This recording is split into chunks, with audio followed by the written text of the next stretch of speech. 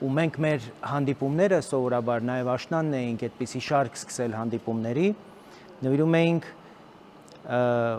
քաղաքացիներին, որպեսզի իրենք արտահայտվելու հնարավորություն ստանան եւ նաեւ հանդես էինք գալիս որպես ուժ, որ մենք պատրաստ ենք դառնալ այդ հաղորդիչը, հա, ձեր ձայնը, ձեր տեսակետները, ձեր հարցերը տանել խորհրդարան եւ դրանք բարձրացնել եւ խորհրդարանին իրական բովանդակություն բերել, որտեղ այն ինչ տեղի է ունենում Հայաստանի խորհրդարանում վերջին 5 տարիներին, դա մեր ժողովրդի կամքը չի։ Քաչալշուն եւ գողփիսո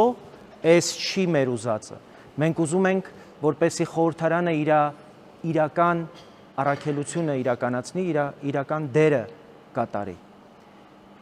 Մեր պետությունը տևական ժամանակ եղել է զավթված։ Մաֆիոզներն ու բանդիտները մեր պետությունը պահել են իրենց ձեռքում։